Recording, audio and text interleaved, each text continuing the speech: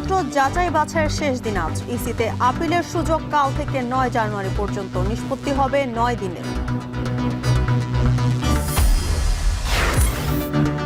জামায়াতের নির্বাচনী ইশতেহার প্রায় চূড়ান্ত, অনলাইনে নেওয়া হয়েছে মতামত। দুর্নীতি প্রতিরোধ, শিক্ষা সংস্কার ও বেকারত্ব নিরসনের গুরুত্ব। রাজধানীতে শীতের তীব্রতা ও ঘন কুয়াশার দাপট, সড়কে যান চলাচলে ধীর গতি। ঢাকায় মৌসুমে সর্বনিম্ন তাপমাত্রা 12.3 ডিগ্রি। রাজধানী জুড়ে অটোরিকশার দৌরাত্ম্য, নীতিমালা ও নিবন্ধন না থাকায় আইন প্রয়োগে জটিলতা। কর্তৃপক্ষের উদাসীনতায় বাড়ছে দুর্ঘটনা। নিউ ইয়র্কের ব্রুকলিন বন্দি শিবিরে ভেনেজুয়েলার প্রেসিডেন্ট মাদুরো। মার্কিন অভিযানে দেশটিতে 40 জন নিহতের সংখ্যা। যুক্তরাষ্ট্র সহ দেশে দেশে বিক্ষোভ।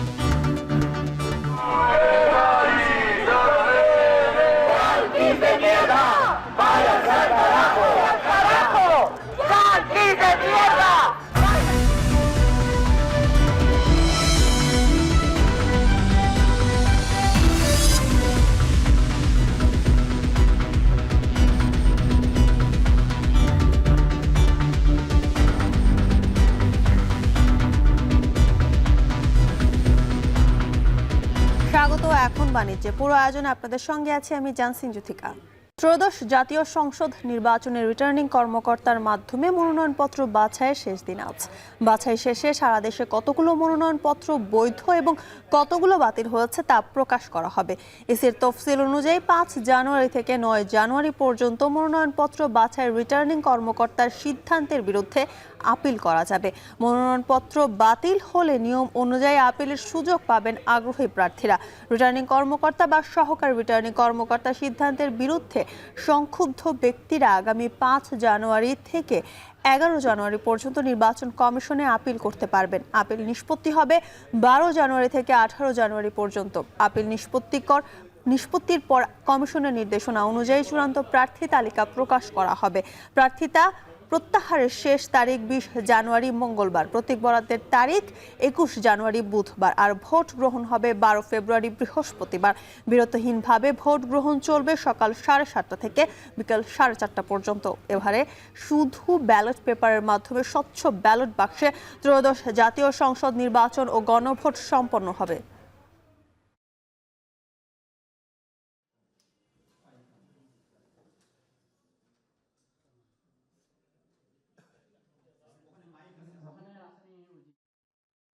ত্রয়োদশ জাতীয় সংসদ নির্বাচনের মনোনয়ন যাচাই বাছাইয়ের শেষ দিন আজ। ঢাকার 20টি আসনের খোঁজ রাখছেন আমাদের সহকর্মী। ঢাকা জেলা অফিস থেকে যুক্ত আছেন ফরহাদ বিন নূর। ফরহাদ, আজকের বাছাই কার্যক্রম কি শুরু হয়েছে কিনা, এই নিয়ে সবশেষ কি তথ্য আছে আপনার কাছে জানাবেন? জ্যোতিকা, আপনাকে ধন্যবাদ। আমরা যে ঢাকা জেলা প্রশাসকের কার্যালয়, রিটার্নিং অফিসারের কার্যালয়ে আমরা এখানে রয়েছি। আমরা এখানে এসে যে চিত্রটি দেখেছি, সকাল থেকে এখন পর্যন্ত এখানে কোনো রকম আনুষ্ঠানিকতা এখনও শুরু হয়নি। কারণ হলো আমরা দেখেছি গতকালই এখানে মনোনয়নপত্র যাচাই বাছাই সব কিছুই শেষ হয়ে গিয়েছে। আমরা দেখেছি যে এখানে মোট ঢাকা 1, 2, 3 এবং ঢাকা 19 এবং 20 এই 5টি সংসদীয় আসনে মোট 65টি মনোনয়ন ফর্ম বিক্রি হয়েছিল। এর মধ্যে 44টি জমা দিয়েছিল এবং আমরা দেখেছি যে 44টির মধ্যে 30টির মনোনয়নপত্র বৈধ ঘোষণা করা হয় গতকাল এবং 12টির মনোনয়নপত্রকে বাতিল করে দেওয়া হয়। এবং আমরা যতটুকু জেনেছি আজকে এখানে এসে যে যেহেতু নির্বাচনের তফসিল অনুযায়ী আগামী 5 তারিখ থেকে 9 তারিখ পর্যন্ত যাদের মনোনয়নপত্র অবৈধ ঘোষণা করা হয়েছে কিংবা বাতিল করা হয়েছে তারা আপিল করতে পারবেন। তবে সেই আপিলের জন্য যে সার্টিফাইড কপি নেওয়া, সেটি কিন্তু কেউ চাইলে আজকে থেকেও নিতে পারবে। আমরা দেখেছি যে এখানে যারা দায়িত্বরত রয়েছেন তাদের সঙ্গে অনেকের সঙ্গে আমাদের কথা হয়েছে। তারা বলেছেন যে এই সার্টিফাইড কপি যাদের মনোনয়নপত্র বৈধ হয়েছে তারাও নিতে পারবে, যাদের মনোনয়নপত্র বাতিল হয়েছে তারাও নিতে পারবে চাইলে। এবং আরেকটা বিষয় আপনাকে বলে রাখি যে আমরা এখানে দেখেছি যে অনেকের কিন্তু জামায়াতের প্রার্থী সহ অনেকের কিন্তু আমরা দেখেছি 12 জনের মোট এখানে মনোনয়নপত্র অবৈধ বা বাতিল করে দেওয়া হয়েছিল গতকাল। আমরা যদি একটু বলি যে দোহার নবাবগঞ্জ উপজেলা নিয়ে যে গঠিত ঢাকা 1 আসন, সেখানে 7 জনের মধ্যে 2 জনের মনোনয়নপত্র বাতিল করা হয়েছিল এবং তাদের মধ্যে একজন স্বতন্ত্র এবং একজন হচ্ছে বাংলাদেশ ইসলামী আন্দোলন বাংলাদেশের প্রার্থী নুরুল ইসলাম। এছাড়া আমরা যদি ঢাকা 2 আসনের কথা বলি, সেখানে আমরা দেখেছি যে জামায়াতে ইসলামের প্রার্থী আব্দুল হকের মনোনয়ন ঋণ খেলাপির অভিযোগে বাতিল ঘোষণা করা হয়েছিল এবং বিএনপির আমানুল্লাহ আমান তারটি বৈধ ঘোষণা করা হয়েছিল। এবং আরেকটি যদি বলি যে কেরানীগঞ্জ উপজেলার তিনজিরা, আগানগর, তেঘরিয়া, গোন্ডা এবং সুভাড্ডা ইউনিয়ন নিয়ে গঠিত ঢাকা 3 আসন, সেখানে মোট 16 জন ছিল। তার মধ্যে বিএনপির গয়েশ্বরচন্দ্র রায় এবং জামায়াতের প্রার্থী শাহিনুল ইসলাম, তাদের মনোনয়নপত্র কিন্তু বৈধ ঘোষণা করা হয়।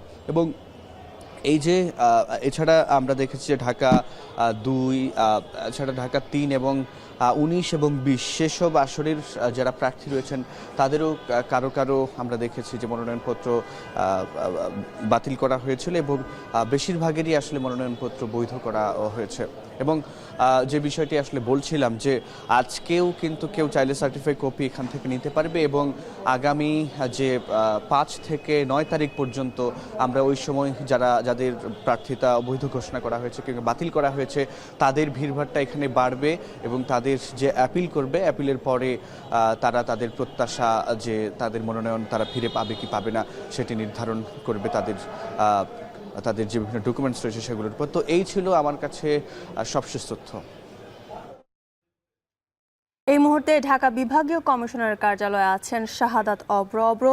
আজ তো মনোনয়ন যাচাই বাছাইয়ের শেষ দিন এবং জানতে চাই যে আজকের যাচাই বাছাই কি সেখানে কার্যক্রমটা শুরু হয়েছে কিনা এবং এই নিয়ে সবশেষ কি তথ্য আছে আপনার কাছে জানাবেন।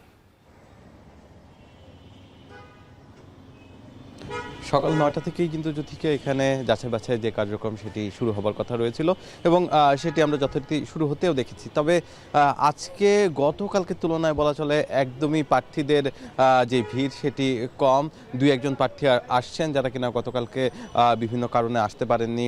যেই সময় ছিল নির্ধারিত সময় করে দেওয়া আছে, ঢাকা 4 থেকে কিন্তু সকাল 9টায় শুরু হয়েছে এই আজকের যে যাচাই বাছাই। গতকালকেও কিন্তু ঢাকা 4 থেকে শুরু করে যেই 13টি আসন মোট 18 পর্যন্ত, যেখানে কিনা হচ্ছে 13 এবং 15 বাদ দিয়ে মোট 13টি আসন, সেই 13টি আসন কিন্তু হচ্ছে এখানে যাচাই বাছাই প্রক্রিয়া চলছে এবং এই প্রক্রিয়ায় অনেকেই কিন্তু হচ্ছে তাদের যেই প্রার্থিতা সেটি কিন্তু হচ্ছে অবৈধ বলে গণ্য হয়েছে। বিভিন্ন কারণ দর্শানোও কিন্তু হয়েছে। সেই কারণগুলো নিয়ে কিন্তু আগামী 5 তারিখ থেকে 9 তারিখের মধ্যে আবারও তারা আপিল করতে পারবেন এবং আপিলে গিয়ে যদি সেই সমস্যাগুলো সমাধান করতে পারেন তাহলে কিন্তু বৈধ হয়ে ফিরে আসারও সুযোগ রয়েছে, এমনটাও কিন্তু আমরা জানতে পেরেছি। ইতিমধ্যেই আমরা গতকালকে দেখেছি তাসনিম যারা, তার কিন্তু স্বতন্ত্র প্রার্থিতা যেটি আছে ঢাকা 9 আসন থেকে, সেই ক্ষেত্রে কিন্তু তিনি তার বৈধতা হারিয়েছেন। তিনি বলেছেন আগামীকালকেই তিনি মানে 5 তারিখেই কিন্তু তিনি হচ্ছে আপিল করবেন। সেই ক্ষেত্রে তার বৈধতা ফিরে পাবেন কিনা সেই জন্য 9 তারিখ পর্যন্ত অপেক্ষা করতে হবে। তবে ইতিমধ্যে ঢাকা 4-5-এর যেই আসনগুলো আছে তাদের যারা গতকালকে আসতে পারেননি তারা এখানে এসে পৌঁছেছেন এবং আমরা তাদের সাথে যখন কথা বলেছি তখন তারা কিন্তু বলেছেন যে তাদের যেই বৈধ প্রার্থিতা সেটি কিন্তু তারা পেয়ে অনেকেই খুশি প্রকাশ করেছেন। এছাড়াও যদি বলতে হয় যে আজকে এই যে কার্যক্রমটি সেটি কিন্তু চলবে বিকেল 4টা পর্যন্ত। এর পরবর্তীতে রিটার্নিং কর্মকর্তা নিশ্চয়ই আমাদের সাথে কথা বলবে, তাদের আজকের যারা কারা কারা হচ্ছে বৈধ হয়েছেন। এখানে মোট 170 জন প্রার্থীদের যে যাচাই বাছাই কার্যক্রম সেটি কিন্তু চলছে। সেই কার্যক্রমের আজকে কতটা সম্পন্ন হলো, আজকে নিশ্চয়ই পুরোটাই সম্পন্ন হবে, তবে কতজনের বাতিল হবে আর কতজনের হচ্ছে বৈধ হবে নমিনেশন সেটি কিন্তু আমরা সন্ধ্যা নাগাদ জানাতে পারবো। এই ছিল আমার কাছে সর্বশেষ। জ্যোতিকা, মনোনয়নপত্র যাচাই বাছাইয়ের শেষ দিন আজ, সেই খবর জানাচ্ছিলেন সহকর্মীরা। এ নিয়ে মনোনয়নপত্র বাছাইয়ের শেষ দিনে আজ চট্টগ্রামের 7টি সংসদীয় আসনের বাছাই কার্যক্রম চলছে রিটার্নিং কর্মকর্তার কার্যালয়ে। এখন পর্যন্ত 9টি আসনে 26 জনের মনোনয়নপত্র বাতিল করা হয়েছে।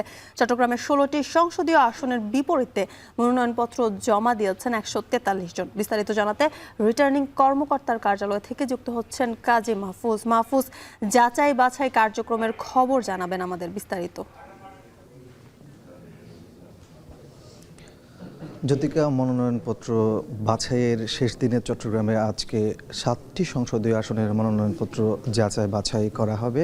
এর মধ্যে জেলা প্রশাসক এবং রিটার্নিং কর্মকর্তার কার্যালয়ে 4টি সংসদীয় আসন এবং বিভাগীয় কমিশনার ও রিটার্নিং কর্মকর্তার কার্যালয়ে 3টি সংসদীয় আসনের মনোনয়নপত্র বাছাই কার্যক্রম আজকে সম্পন্ন হবে। ইতিমধ্যে আমরা রয়েছি জেলা প্রশাসক কার্যালয়ে, যেখানে 4টি সংসদীয় আসনের মনোনয়নপত্র বাছাই করা হবে। এর মধ্যে প্রথম যে আসনটি সেটি হচ্ছে চট্টগ্রাম 13 আনোয়ারা, যেখানে মনোনয়নপত্র জমা দিয়েছে 9 জন প্রার্থী। তারা প্রত্যেকে কিন্তু ইতিমধ্যে চলে এসেছে।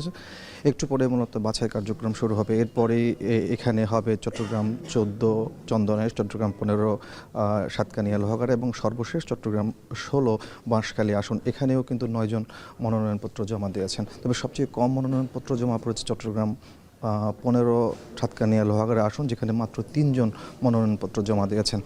আপনাকে বলে রাখি যে এই মনোনয়নপত্র বাছাইয়ের ক্ষেত্রে যে বিষয়গুলোকে সবচেয়ে বেশি গুরুত্ব দেওয়া হচ্ছে সেটি হলো বিভিন্ন আর্থিক প্রতিষ্ঠান, বিশেষ করে ব্যাংক, বিমাতে কোনো ধরনের ঋণ খেলাপি রয়েছেন কিনা, একই সাথে সেবাধর্মী যে সকল প্রতিষ্ঠানগুলো রয়েছে, বিশেষ করে চট্টগ্রাম ওয়াসা, গ্যাস, বিদ্যুৎ, টিএনটি, এই সকল জায়গাগুলোতে কোনো ধরনের বকেয়া রয়েছে কিনা সেগুলো যেমন খতিয়ে দেখা হচ্ছে। পাশাপাশি স্বতন্ত্র প্রার্থীর ক্ষেত্রে 1% ভোটের যে বিষয়টি সেটি কিন্তু গুরুত্বের সাথে দেখা হচ্ছে। আমরা দেখেছি এর আগে যে 9টি সংসদীয় আসনে যাচাই বাছাই কার্যক্রম সম্পন্ন হয়েছিল, সেখানে কিন্তু স্বতন্ত্র প্রার্থীরা অনেকেই প্রার্থিতা বাতিল হয়েছে শুধুমাত্র 1% ভোটের যে নিশ্চয়তা সেটি আসলে তারা সম্পন্ন করতে পারেনি এবং সেখানে বেশ কিছু অমিল তারা পেয়েছেন রিটার্নিং কর্মকর্তা, যার কারণে সেগুলো বাতিল করা হয়েছিল।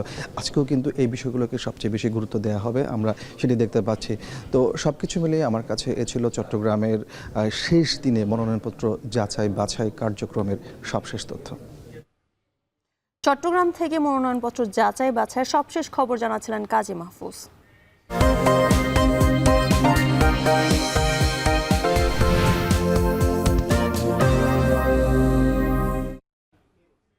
মোট 5টি সংসদীয় আসন নিয়ে পাবনা জেলায় 9টি উপজেলা আর 74টি ইউনিয়নের বেশিরভাগ মানুষের প্রধান কাজ জীবিকা কৃষিকাজ। ত্রয়োদশ জাতীয় সংসদ নির্বাচনকে সামনে রেখে পাবনা 4 আসন এলাকার আরও খবর জানাতে যুক্ত হচ্ছেন গালিব ইবনে রিয়াজ। গালিব, নির্বাচন ও ভোটের রাজনীতি নিয়ে কি বলছেন স্থানীয়রা, জানাবেন।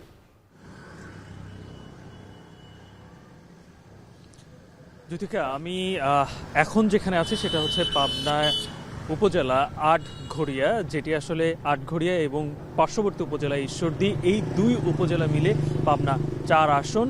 কিন্তু আটঘরিয়া এবং ঈশ্বরদী এই 2টি উপজেলা পাশাপাশি হওয়া সত্ত্বেও আটঘরিয়া অনেক দিক থেকে পিছিয়ে রয়েছে এবং এখানকার অধিকাংশ মানুষের জীবিকা নির্বাহ কৃষিকাজের মধ্য দিয়ে হলেও এখানে শিক্ষার হারও কিন্তু অন্যান্য উপজেলা, বিশেষ করে ঈশ্বরদী এবং পাবনা যে সদর, সেখান থেকে শিক্ষার হার অনেকটাই কম। এবং এই জায়গায় কৃষি নির্ভর হওয়া সত্ত্বেও এখানে কৃষকের জন্য যেই ধরনের সুযোগ সুবিধা, সেই সুযোগ সুবিধা থেকে অনেকটাই পিছিয়ে রয়েছে এই আটঘরিয়ার মানুষ। এবং এখানকার পার্শ্ববর্তী একটি গ্রাম যেখানে দাসুরিয়া, সেই ইউনিয়নের একটি জুট মিল রয়েছে, সেটি হচ্ছে পাবনা সুগার মিল, কিন্তু সেটিও গত 4 বছর ধরে বন্ধ। তাই এখানকার মানুষের জীবিকা নির্বাহের জন্য বড় একটা অংশই কিন্তু এই কৃষি কাজ করে থাকে, কিংবা এই কৃষকদের জন্য যেই ধরনের প্রণোদনা কিংবা কৃষকদের জন্য যে ধরনের সুযোগ সুবিধা দরকার, বিশেষ করে কৃষি পণ্য যেন তারা মজুত করে রাখতে পারে, সেই ধরনের কোনো ব্যবস্থাও এই আটঘরিয়াতে নেই। যেটা আমি বলছিলাম যে অন্যান্য উপজেলা থেকেও কিন্তু এখানে শিক্ষার হার অনেকটাই পিছিয়ে রয়েছে, কিন্তু ঠিক তার পার্শ্ববর্তী উপজেলা ঈশ্বরদীতে সেখানে ইপিজেড রয়েছে এবং সেখানে কিছুদিন আগে রূপপুর পারমাণবিক বিদ্যুৎ কেন্দ্র স্থাপিত হয়েছে, যদিও সেটি আনুষ্ঠানিকভাবে তার কার্যক্রম শুরু হয়নি। তাই সেখানে জীবিকার জন্য যথেষ্ট কর্মসংস্থান থাকলেও এই আটঘরিয়ার মানুষকে কিন্তু কৃষির উপরেই নির্ভরশীল থাকতে হয়। এবং একই সাথে আরও একটি বিষয়, আমি এখানে যেহেতু এখন পর্যন্ত নির্বাচনী প্রচারণা তেমন একটা নেই, কারণ সেখানে বিধিনিষেধ রয়েছে, প্রচারণা শুরু হবে আর কয়েকদিন পর থেকেই, তার জন্য এখানে নির্বাচনের আমেজ খুব একটা আমার চোখে এসে এখানে পড়েনি। তবে এখনও বিক্ষিপ্তভাবে আমরা দেখতে পাচ্ছি যে বিভিন্ন জায়গায় রাস্তায় ব্যানার রয়েছে, ফেস্টুন রয়েছে, যেখানে আসলে বিভিন্ন দল তাদের প্রচারণা চালাচ্ছে। এই ছিল আমার কাছ থেকে পাবনা আটঘরিয়া থেকে সর্বশেষ।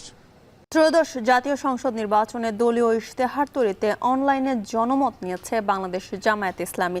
ইশতেহারে দলটি শিক্ষা, নারীর কর্মসংস্থান ও নিরাপত্তার বিষয়গুলোকে গুরুত্ব দিচ্ছে বলে জানা গেছে। এছাড়াও জনগণের মতামতকে প্রাধান্য দিয়ে ইশতেহারের দুর্নীতিকে লাল কার্ড দেখানোর বিষয়টি গুরুত্ব পাবে বলে জানিয়েছে জামায়াত নেতারা। শাহাদাত অপরের প্রতিবেদনে দেখুন বিস্তারিত।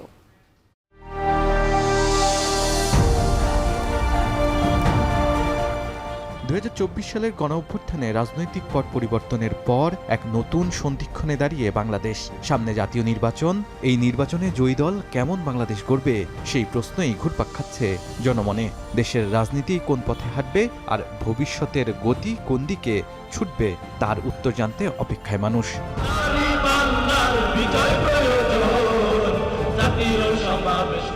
এমন প্রেক্ষাপটে অন্যতম গুরুত্বপূর্ণ দল জামায়াত ইসলামী। আসন্ন জাতীয় নির্বাচন সামনে রেখে দলটির নির্বাচনী ইশতেহার চূড়ান্ত প্রায়। পুরনো ছকে ইশতেহার সাজানোর পথে না হেঁটে ভিন্ন কৌশলে এগোচ্ছে জামায়াত। আগামী দিনের বাংলাদেশ কেমন হবে সেই রূপরেখা নির্ধারণে ভোটারদের সরাসরি যুক্ত করতে অ্যাপ চালু করেছে দলটি। দেশ গড়ার পরিকল্পনায় অংশীদার হতে নাগরিকদের প্রতি আহ্বান জানিয়েছেন জামায়াতের আমির। আমরা মিলেমিশে একসাথেই গড়ব আমাদের গর্বের বাংলাদেশ। এছাড়া তরুণ প্রজন্মের ভাবনা ও প্রত্যাশা জানতে চালু করা হয়েছে জেনজি জিজ্ঞাসা। এই প্ল্যাটফর্মে তরুণরা সরাসরি প্রশ্ন তুলতে পারছে রাষ্ট্র, রাজনীতি ও ভবিষ্যতের বাংলাদেশ নিয়ে। জেনারেশন জেড এমন একটা দলকে পিক করবে যে দল সৎ, যে দলের বিহেভিয়ার ভালো, যে দলের মাধ্যমে বাংলাদেশের উন্নতি হবে। বেসরকারি সেবাগুলো আসলে শহর কেন্দ্রিক এবং ব্যয়বহুল, যার কারণে সাধারণ মানুষ সেবা পান না। এদিকে জামায়াতের খসড়া ইশতেহার সম্পর্কে জানতে চাইলে দলের সহকারী সেক্রেটারি জেনারেল হামিদুর রহমান আজাদ বলেন, শিক্ষা সংস্কার, দুর্নীতিমুক্ত রাষ্ট্র গঠন এবং বেকারত্ব দূরীকরণকে সর্বোচ্চ অগ্রাধিকার দেওয়া হচ্ছে। একটি দুর্নীতিমুক্ত বাংলাদেশ, সেই বাংলাদেশটা হবে বেকারত্বমুক্ত, বৈষম্যহীন। সেখানে প্রায়োরিটি পাবে যেটি নাম্বার 1, আমরা দুর্নীতি নির্মূল করার জন্য কিছু পদক্ষেপ বিস্তারিতভাবে আমরা নিচ্ছি। আগে নিজেদেরকে আমরা স্বচ্ছতার জবাবদিহিতার আওতায় আনব। পাশাপাশি ইশতেহারে ভবিষ্যৎ প্রজন্মের জন্য ন্যায়ভিত্তিক, মানবিক ও টেকসই একটি রাষ্ট্র ব্যবস্থা প্রতিষ্ঠার প্রতিশ্রুতি দেওয়া হবে বলেও জানান তিনি। এছাড়াও নির্বাচনী ইশতেহারে কৃষি বান্ধব নীতি, স্বাস্থ্যসেবার উন্নয়ন, নারী কর্মসংস্থান ও অর্থনৈতিক ক্ষমতায়ন নিশ্চিত করার বিষয়টিও গুরুত্বের সঙ্গে অন্তর্ভুক্ত করা হচ্ছে। দিনমজুর এবং আমাদের দেশের জেলে, কৃষক, তাদের জন্য আমরা ফ্যাসিলিটি বাড়াবো। গৃহিণী, তাদের জন্য আমরা প্রণোদনা রাখব। বিশ্লেষকরা বলছেন, আগামী নির্বাচন অন্য সব নির্বাচনের থেকে ভিন্ন। তাই রাজনৈতিক দলগুলোকে জুলাই আকাঙ্ক্ষা বাস্তবায়নের পথ দেখাতে হবে ইশতেহারে। আধিপত্যবাদের বিরুদ্ধে কিভাবে কাজ করবে সরকার সেই ব্যাপারেও স্পষ্ট অবস্থান জানতে চায় মানুষ। তা না হলে পুরনো ব্যবস্থারই পুনরাবৃত্তি দেখা যাবে। প্রথম ছিল আমরা আধিপত্যবাদের বিরুদ্ধে, দ্বিতীয়ত ছিল যে আমরা এখানে সংস্কার এবং বিচার, এই দুটো তো ইশতেহারে আসা দরকার ছিল বলে আমি মনে করি। আমি কিছু নতুনত্ব খুঁজে পেলাম না। বিপ্লবকে ধারণ করার জন্য যে জাতীয় ইশতেহার আমি আশা করেছিলাম সেটা আমি দেখলাম না। পরিবর্তিত পরিস্থিতিতে নির্বাচনী ইশতেহারে গদবাঁধা প্রতিশ্রুতি না দিয়ে নতুন বাংলাদেশ বিনির্মাণে সংস্কার ও বিচারের সময়সীমা এবং তরুণদের চাওয়াকে গুরুত্ব দেবার আহ্বান রাষ্ট্রচিন্তকদের।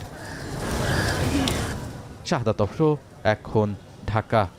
জিয়া উদ্যানে বেগম খালেদা জিয়ার কবর জিয়ারত করতে ভিড় করছে মানুষ। সেখান থেকে যুক্ত হচ্ছেন সুলতানা স্বর্ণা। চলে যাচ্ছি তার কাছে। স্বর্ণা, কবরে শ্রদ্ধা জানাতে এসে কি বলছে সাধারণ মানুষ, জানাবেন।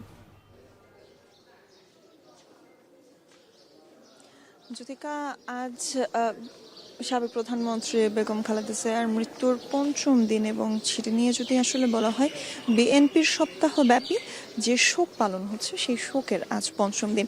রাষ্ট্রীয় শোক শেষ হয়েছে গত 2 দিন আগে, তবে ৫ম দিন সকালে এসেও যদিও আজ বছরের একটি প্রথম কার্যদিবস, সেদিনও কিন্তু আমরা লক্ষ্য করছি সর্বস্তরের মানুষ আসছেন, এখানে শ্রদ্ধা জ্ঞাপন করছেন। এবং 1 তারিখ আমরা যতটা ভিড় আসলে লক্ষ্য করেছিলাম সেই ধরনের ভিড় না থাকলেও আজ কিন্তু থেমে থেমে জনগণ আসছেন এবং সর্বসাধারণের মানুষ আসছেন। যারা এসেছেন অধিকাংশের সাথেই আমরা কথা বলার চেষ্টা করেছি এবং সেক্ষেত্রে তারা কিন্তু একটি কথাই বারংবার ফুটে আসছে, জানা যায় যারা অংশগ্রহণ করতে পারেননি তাদের একটি বিরাট অংশ যেমন এখনও আসছেন সমাধিস্থলে শ্রদ্ধা জ্ঞাপন করতেন, তারা মোনাজাত করছেন, তারা বিভিন্ন যে আনুষ্ঠানিকতা রয়েছে একটি কবরের পাশে সেই আনুষ্ঠানিকতা কিন্তু করছেন এবং তার পাশাপাশি যদি জানিয়ে রাখি অন্যান্য ধর্মেরও কিন্তু সাধারণ মানুষদের আমরা আসতে দেখেছি। শুধুমাত্র নেতাকর্মীরা যে ভিড় করছে ব্যাপারটা কিন্তু এমন নয়, সাধারণ মানুষদের ভিড়টাই কিন্তু আজ সকাল থেকে বেশি লক্ষ্য করেছি। এবং তার সাথে জানিয়ে রাখতে চাই আজ সকালে ঢাকা বিশ্ববিদ্যালয়ের সাদা দল অর্থাৎ শিক্ষকদের যে সংগঠনটি রয়েছে সাদা দলের পক্ষ থেকে শিক্ষকরা এসেছিলেন এবং তারা কিন্তু জানিয়েছেন যে শুধুমাত্র বেগম খালেদা জিয়ার প্রতি সম্মান প্রদর্শন এবং তার পরিবারের প্রতি সহমর্মিতা জানানোর জন্যই কিন্তু তারা এখানে এসেছেন। এবং সেক্ষেত্রে একটি কথা কিন্তু ফুটে এসেছে সাদা দলের কাছে, সেটি হলো বর্তমান যে পরিস্থিতি রয়েছে দেশের সেই পরিস্থিতিতে মব কালচার না করে সকলে একত্র হয়ে এক হয়ে দেশকে এগিয়ে নিয়ে যাওয়ার যে মন্ত্র সেটি কিন্তু আজও সাদা দলের মুখে আমরা শুনেছি। এবং তার পাশাপাশি ইসলামী আরবি বিশ্ববিদ্যালয়ের পক্ষ থেকে শিক্ষকরা এখানে এসেছিলেন এবং তাদের কাছেও কিন্তু একই ধরনের বার্তা আমরা পেয়েছি।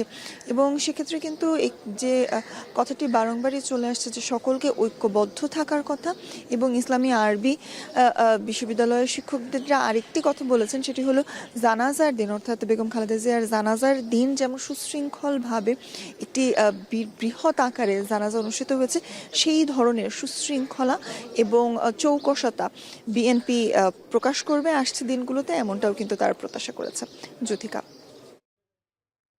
জিয়া উদ্যান থেকে যুক্ত ছিলেন সুলতানা সোনা, জানাচ্ছিলেন সেখানকার সবশেষ তথ্য।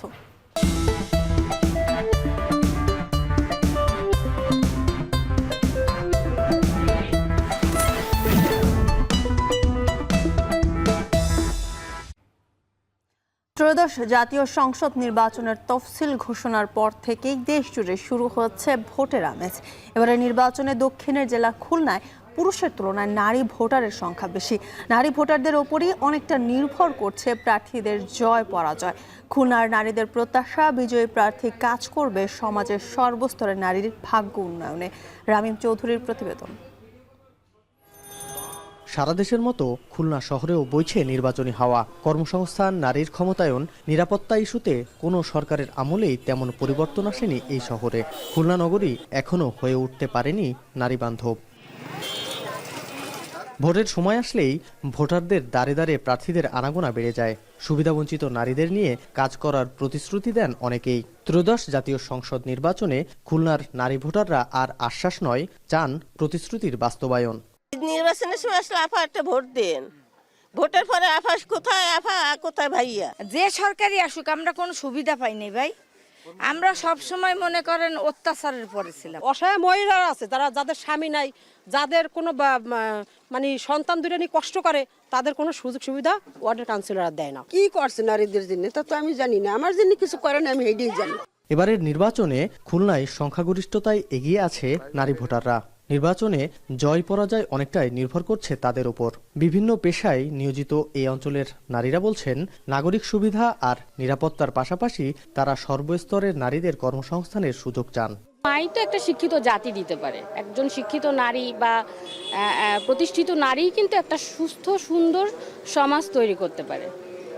আমাদের কাছে এটাই চাওয়া যে নারীদের উন্নয়নটা যেন বাস্তবায়ন হয়। যে আসুক মানে ক্ষমতায়, আমাদের জন্য নারীদের যে কর্মসংস্থানের যে নিরাপত্তাটা ওটা যেন খুব মানে অটুট থাকে।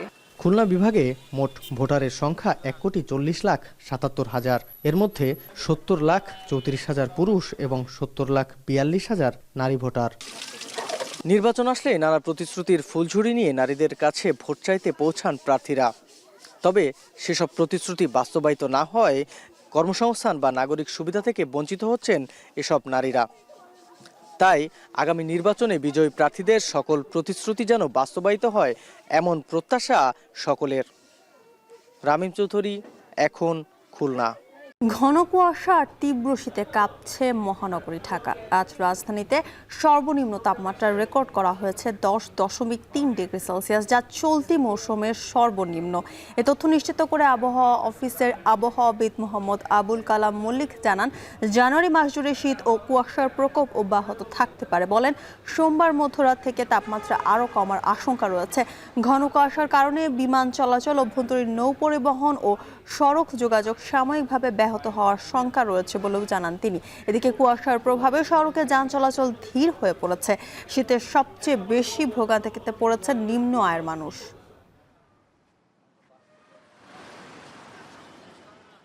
কুয়াশার যে ঘনত্ব সেইটা কিছুটা কমে গেছে। এই কুয়াশার কারণে দৃষ্টিসীমা অনেকটাই কমে যাওয়ার কারণে আমাদের সড়ক যোগাযোগ এবং আমাদের এয়ার নেভিগেশনের ক্ষেত্রে বিঘ্ন সৃষ্টি হয়েছে।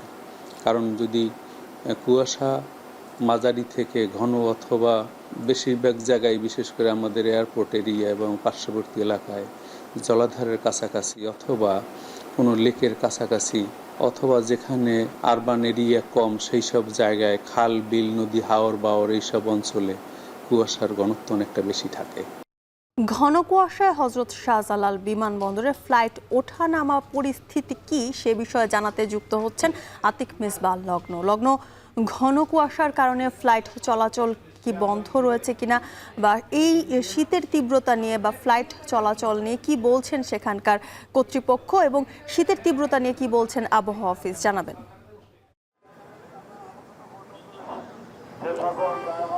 যুথিকা, একদম সকাল থেকে যেহেতু কুয়াশার একটা তীব্রতা ছিল, তো সেই জায়গা থেকে কিছুটা বেগ পোহাতে হয়েছে এখানে ফ্লাইট ওঠানামার ক্ষেত্রে। এখানে ফ্লাইট ম্যানেজমেন্টের সাথে কর্তব্যরত একজন ক্যাপ্টেনের সাথে আমরা কথা বলেছি। তিনি আমাদেরকে জানিয়েছে কেবলমাত্র একটি মাত্র ফ্লাইট এখানে নামতে পারেনি, অর্থাৎ এটি কলকাতাতে অবতরণ করেছে। এছাড়া অন্যান্য যে ফ্লাইটগুলো রয়েছে সেগুলো কিন্তু নিরাপদেই এখানে অবতরণ করেছে, তবে কিছুটা বিলম্ব হয়েছে স্বাভাবিক সময়ের চেয়ে। এছাড়াও আরেকটি বিষয় বলতে চাই, প্রতিদিনই একটি নিয়মিত রানওয়ে মার্কিংয়ের কার্যক্রম চলছে, অর্থাৎ রানওয়ে মার্কিংয়ের মাধ্যমে কুয়াশার মধ্যে যেন ফ্লাইট অবতরণের ক্ষেত্রে কোনো ধরনের সমস্যা না হয়, সেই সমস্যা কিছুটা কমানোর জন্যই মূলত এই উদ্যোগটি নেওয়া হয়েছে। এবং এই রানওয়ে মার্কিংয়ের জন্য প্রত্যেকটা দিনই 4 ঘন্টা করে আসলে ফ্লাইট অবতরণ এবং উড্ডয়নের যে কার্যক্রম রয়েছে সেটি স্বাভাবিকভাবে বন্ধ থাকে। বেশ কয়েকদিন ধরে এই কার্যক্রম অব্যাহত অবস্থায় রয়েছে। আর এছাড়া যেমনটি জানাতে চাই, আবহাওয়া অফিসের সাথে আমাদের কথা হয়েছে, আমাদেরকে জানিয়েছে যে আজকে সকালে ঢাকার তাপমাত্রা এই চলতি মৌসুমের সর্বনিম্ন ছিল, অর্থাৎ 12.3 ডিগ্রি সেলসিয়াস, যেটি আসলে চলতি মৌসুমের সর্বনিম্ন হিসেবেই তিনি বলেছিলেন। তবে আপাতত আজকে এই মুহূর্তে কিন্তু এখানে রোদের দেখা পাওয়া গেছে, অর্থাৎ কিছুদিন পরে স্বাভাবিকভাবেই বলছে যে চলতি যে মাস রয়েছে পুরো মাসেই কিন্তু তাপমাত্রা নিচের মধ্যেই থাকবে। তবে আগামীকালকে অর্থাৎ সোমবার মধ্যরাত থেকে কুয়াশা এবং যে শীতের যে প্রকোপ সেটা কিছুটা বাড়বে, এমনটা আমাদেরকে জানিয়েছে। এবং যেমনটি আমরা আসলে জানতে পারছিলাম যে স্বাভাবিকভাবে ঢাকার যে জায়গাগুলোতে কিছুটা বনাঞ্চল রয়েছে, কিছুটা জলাধার রয়েছে বা খোলামেলা জায়গা রয়েছে, এই জায়গাগুলোতে শীতের প্রকোপ কিছুটা স্বাভাবিকের চেয়ে বেশি রয়েছে। এছাড়া আমরা বিভিন্ন ফেরিঘাটে কথা বলার চেষ্টা করেছি এবং দূরপাল্লার যে মহাসড়ক রয়েছে সেখানেও কুয়াশার জন্য আসলে বাসের যে স্বাভাবিক গতি রয়েছে সেই গতি কিছুটা কমে গেছে, এবং গতি কমার জন্য স্বাভাবিকভাবে সড়কের যে যান চলাচলের যে চাপ রয়েছে সেই চাপ রয়েছে, সেজন্য আসলে বাড়তি সতর্কতা অবলম্বনের জন্য আহ্বান জানানো হয়েছে। তো যুথিকা, এই ছিল আমার এখান থেকে সর্বশেষ। ঘন কুয়াশার কবলে রাজধানী, সে বিষয়ে সবশেষ খবর জানাচ্ছিলেন আতিক মিসবাহ লগ্ন। এবার দেশের বাইরের খবর। নিউ ইয়র্কের ব্রুকলিন কারাগারে নেওয়া হয়েছে ভেনেজুয়েলার প্রেসিডেন্ট মাদুরো ও তার স্ত্রীকে। আগামী সপ্তাহে ম্যানহাটনের আদালতে হাজির করা হবে তাদের। এদিকে শনিবারের মার্কিন অভিযানে ভেনেজুয়েলার সেনা কর্মকর্তা সহ অন্তত 40 জন নিহতের শঙ্কা রয়েছে বলে জানিয়েছে দ্য নিউ ইয়র্ক টাইমস। সতীর্থ কর্মকার জানাবেন বিস্তারিত। নিউ ইয়র্ক সিটির Stewart Air National Guard Base FBI সদস্যদের কঠোর প্রহরায় প্লেন থেকে নামানো হচ্ছে ভেনেজুয়েলার প্রেসিডেন্ট নিকোলাস মাদুরোকে। শনিবার মধ্যরাতে বিশেষ এক সামরিক অভিযান চালিয়ে ফার্স্ট লেডি সিলিয়া ফ্লোরেস ও মাদুরোকে যুক্তরাষ্ট্রে তুলে এনেছে মার্কিন এলিট ডেল্টা ফোর্সের সদস্যরা। কিছু পরীক্ষা নিরীক্ষার পর ম্যানহাটনের DEA অফিস থেকে ব্রুকলিনের বন্দি শিবিরে নেওয়া হয়েছে প্রেসিডেন্ট ও ফার্স্ট লেডিকে। আগামী সপ্তাহে মাদক ও অস্ত্র চোরাচালানের মামলায় ম্যানহাটনের ফেডারেল আদালতে হাজির করা হতে পারে তাদের। ভেনেজুয়েলার প্রেসিডেন্ট ও ফার্স্ট লেডিকে যুক্তরাষ্ট্রে তুলে আনতে একসঙ্গে কাজ করেছে দেশটির নৌ, বিমান ও স্থল বাহিনী। অভিযানের বর্ণনা দিতে গিয়ে জয়েন্ট চিফস অফ স্টাফের চেয়ারম্যান বলেছেন, দীর্ঘদিন সিআইএ ও এনএসএ নজর রাখছিল মাদুরোর গতিবিধির ওপর। আটকের প্রস্তুতি নেওয়া হচ্ছিল কয়েক মাস ধরে। ট্রাম্পের নির্দেশে বড়দিনের ছুটিতে এই অভিযান চালানোর সিদ্ধান্ত নেওয়া হয়। অভিযানের কেন্দ্রে ছিলেন মার্কিন এলিট ডেল্টা ফোর্সের সদস্যরা, যাদের হাতে ধরা পড়েছেন Maduro. An extraction so precise it involved more than 150 aircraft launching across the Western Hemisphere. এমন পরিস্থিতিতে সবচেয়ে গুরুত্বপূর্ণ হয়ে উঠেছে ভেনেজুয়েলার ভবিষ্যৎ ও যুক্তরাষ্ট্রের পরবর্তী পদক্ষেপ। ট্রাম্প জানিয়েছেন, ক্ষমতা হস্তান্তর না হওয়া পর্যন্ত ভেনেজুয়েলায় আবারও সেনা অভিযান চালাতে পারে যুক্তরাষ্ট্র, আর অন্তর্বর্তী সময়ে ভেনেজুয়েলার শাসনভার দেয়া হবে মার্কিন বিশেষ প্রতিনিধি দলকে। Going to run the country until such time as we can do a safe, proper and judicious transition. So the oil business in Venezuela has been a bust, a total bust for a long period of time. We're going to have our very large United States oil companies, the biggest anywhere in the world, go in, spend billions of dollars, fix the badly broken infrastructure, the oil infrastructure. কংগ্রেসের অনুমোদন ছাড়া যুদ্ধে জড়িয়ে যাওয়ার এই সিদ্ধান্তকে প্রশ্নবিদ্ধ করছেন মার্কিন আইন প্রণেতারা। যদিও পররাষ্ট্রমন্ত্রী মার্কো রুবিও বলছেন, গোপনীয়তা রক্ষা হবে না এমন আশঙ্কা থাকায় এই অভিযান সম্পর্কে কংগ্রেসকে জানানো হয়নি।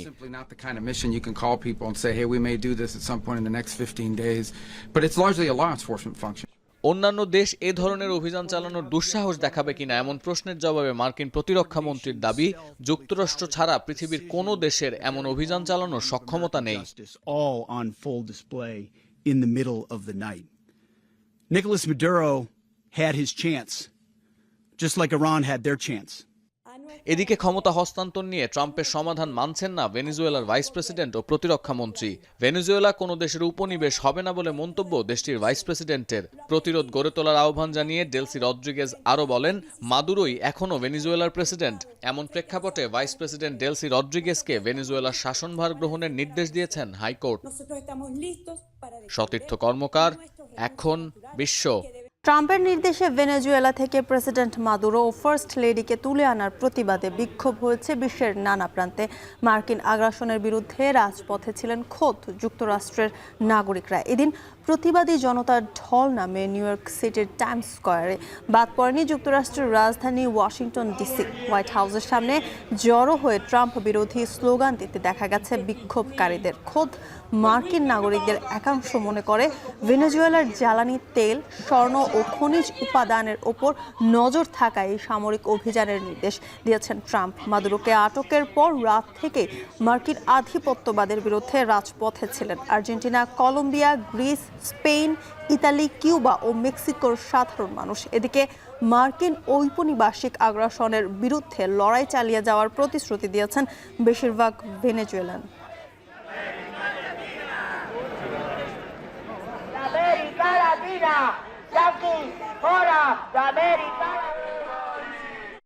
রাজধানী জুড়ে প্রতিদিন ব্যাঙের ছাতার মতো বাড়ছে অটোরিকশা। নিয়ন্ত্রণ ও নীতিমালার বাস্তবায়নে যেমন ভ্রুক্ষেপ নেই কর্তৃপক্ষের, তেমনি অটোরিকশার উৎপাদন বন্ধেও নেই নজর। মুখে বন্ধের বুলি আওড়ালেও অটোরিকশার সরঞ্জাম আমদানির অনুমতি দিয়ে রেখেছে সরকার। 3 চাকার এই বাহন বাড়ছে নিত্য দুর্ঘটনা। এখনই যার উৎপাদন বন্ধের তাগিদ বিশেষজ্ঞদের। বিস্তারিত প্রতিবেদনে।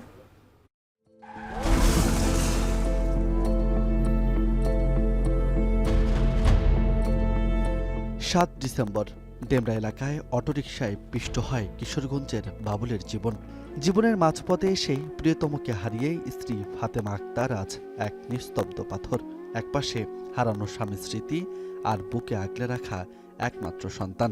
আমার মায়ের রেতি হয়েছে। শুধুমাত্র এই বাবুলি নন, রোড সেফটির তথ্য বলছে 2020 সাল থেকে 2025 সালের নভেম্বর মাস পর্যন্ত 3 চাকার যানবাহনের চাকায় প্রায় 12,000 দুর্ঘটনায় প্রাণ গেছে 6,822 জনের। মৃত্যুর মিছিল বাড়লেও অবৈধ এই যানটি বন্ধে যেমন কার্যকর কোনো পদক্ষেপ নেই সরকারের, তেমনি উৎপাদন বন্ধেও নেই নজর। শুধুমাত্র কেরানীগঞ্জের চড়াইলে নয়, রাজধানীর মুগ্ধাতেও গড়ে উঠেছে অসংখ্য অটোরিকশা উৎপাদনের কারখানা। এছাড়া রাজধানীর বছিলা, মোহাম্মদপুর, মিরপুর, বাড্ডা সহ পুরো ঢাকা শহরেই যেন অটোরিকশা তৈরির কারখানা। কিন্তু এসব কারখানার নেই কোনো বৈধ অনুমোদন। সবথেকে ভয়ঙ্কর ব্যাপার, যারা এই যানবাহনগুলো তৈরি করছে তাদেরও নেই কোনো প্রাতিষ্ঠানিক শিক্ষা। আমার পড়াশোনা ক্লাস 7 পর্যন্ত, আর আপনার এটা এভরিথিং সব আমরাই তৈরি করি। আমরা মাল আনি বংশাল থেকে, আর আমরা এনে তৈরি করি, আর মনে করেন এনে দোকান আছে প্রায় 250 থেকে 300। কোনো মোটরযান তৈরিতে নকশার অনুমোদন ও সড়কে চলতে ফিটনেস ও লাইসেন্স প্রয়োজন বাংলাদেশ সড়ক পরিবহন কর্তৃপক্ষের। যদিও এসব যানবাহন বিআরটির আওতায় নয় দাবি কর্তৃপক্ষের, তবে দ্রুত উৎপাদন বন্ধে অভিযান চালানোর আশ্বাস ডিএমপির। ব্যাটারি চালিত রিকশার বিষয় কিন্তু বিআরটি এর অথরিটি নয়, এটা লোকাল গভর্নমেন্ট অথরিটি, এবং যে কারণে এই জায়গাটায় আমাদের সাথে একটু কোঅর্ডিনেশনে, আমি বলছি যে এই কোঅর্ডিনেশনটা আমরা করছি। সেন্টার ফর পলিসি ডায়ালগের একটি গবেষণা বলছে, বর্তমানে সারা দেশে প্রায় 6 মিলিয়ন অটোরিকশা চলছে। এসব অটোরিকশার চার্জিংয়ে প্রতিদিন নষ্ট হচ্ছে প্রায় 750 মেগাওয়াট বিদ্যুৎ। রাজু আহমেদ, এখন, ঢাকা। এই ছিল এখন বাণিজ্য। এখন টেলিভিশন ওয়েবসাইটে দেখতে ভিজিট করুন এখন.tv, এছাড়া ফেসবুকে দেখতে ভিজিট করুন facebook.com/tv.এখন এবং ইউটিউবে দেখতে ভিজিট করুন youtube.com/c/echontv।